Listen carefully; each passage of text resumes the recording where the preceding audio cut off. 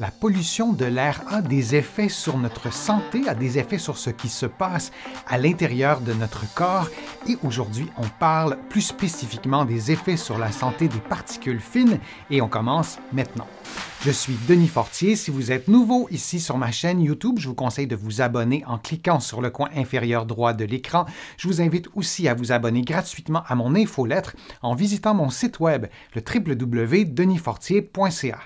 Maintenant, la pollution de l'air, les particules fines et leurs effets sur notre santé et leurs effets aussi sur ce qui se passe à l'intérieur de notre corps. Précision, la vidéo d'aujourd'hui est un complément à mon livre « Va prendre l'air », particulièrement la section 2. Si vous n'avez pas le livre entre les mains, il n'y a aucun souci. Le contenu de la vidéo sera complet en lui-même. En quoi consistent les particules fines? Leur nom l'indique, il s'agit de toutes petites particules qui mesurent 2,5 micromètres ou moins. 1 micromètre égale à 0,001 mm.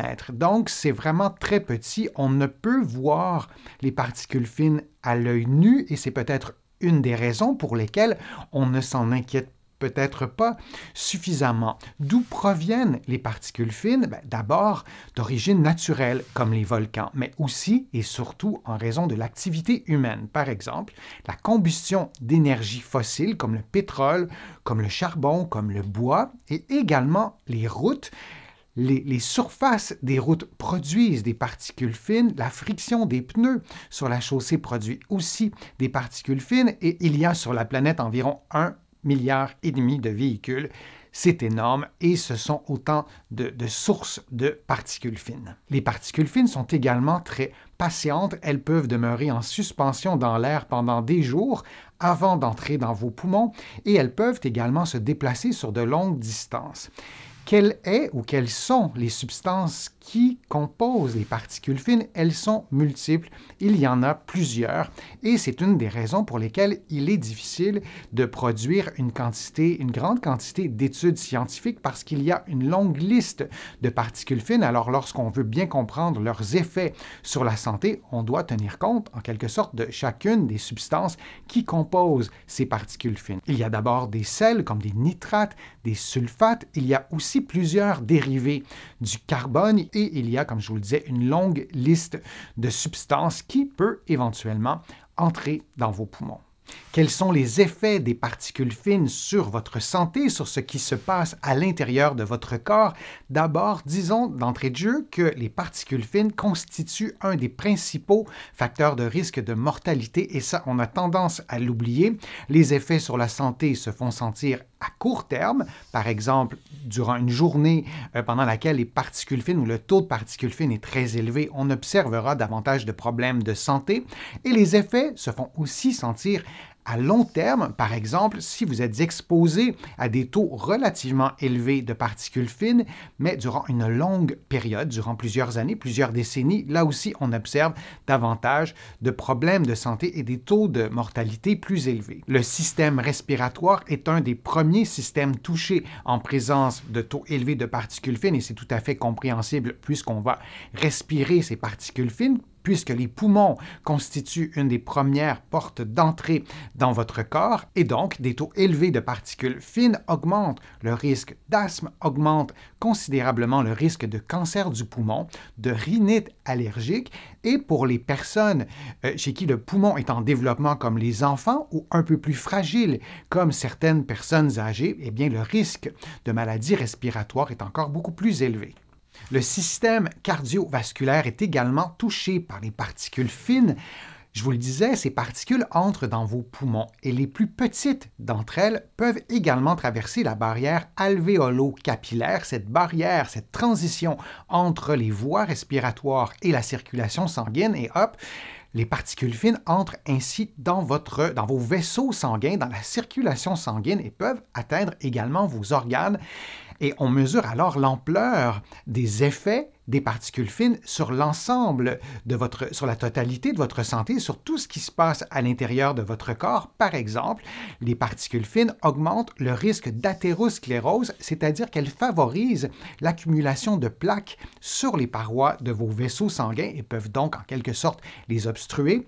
Elles favorisent également la formation de caillots dans votre sang. Elles augmentent donc le risque d'accidents vasculaires cérébraux, d'AVC, et elles sont associées également à une longue liste de maladies cardiovasculaires. Il est particulièrement étonnant que les particules fines sont également associées à des problèmes avec le système musculo-squelettique, c'est-à-dire des problèmes qui sont liés aux muscles, aux articulations, à l'ossature, et il y a une étude absolument captivante qui a été réalisée par des chercheurs chinois à Pékin, une ville dont les habitants évidemment sont exposés à des taux très élevés de particules fines, et on a remarqué que les journées pendant lesquelles les taux de particules fines étaient très élevés étaient associés à une augmentation des consultations qui étaient liées à l'arthrose, à la douleur causée par l'arthrose. Et l'étude a été bien faite. On a pris en compte vraiment plusieurs variables pour vraiment s'assurer que l'augmentation des consultations était bel et bien liée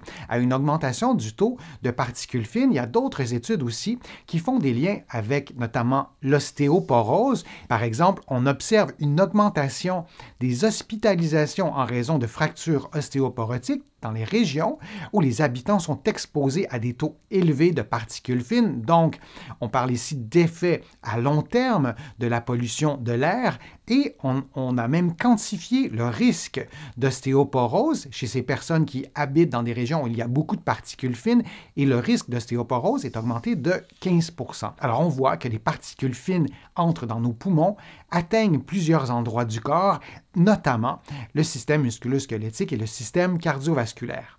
Je vous prépare une prochaine vidéo sur les solutions qu'on peut mettre en pratique pour se protéger contre les particules fines. On sait cependant que de diminuer, évidemment, la production de particules fines est une des solutions qu'on doit mettre en pratique. Par exemple, diminuer la combustion d'énergie fossile, de diminuer peut-être, quand c'est possible, en tout cas collectivement, l'utilisation de la voiture en solo. Ce serait des solutions qu'on pourrait mettre en pratique et je pense qu'on devra mettre en pratique. Une autre solution qu'on pourrait mettre facilement en pratique, c'est d'ajouter de la verdure, d'ajouter des arbres, particulièrement dans les villes.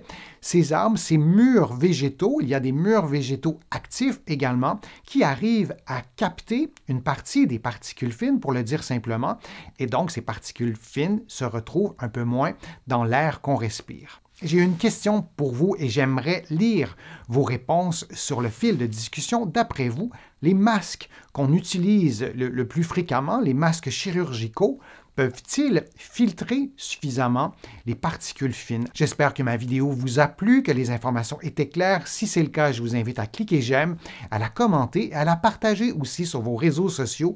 Vous le savez, ça me donne plus de visibilité, ça m'aide à produire de nouveaux contenus.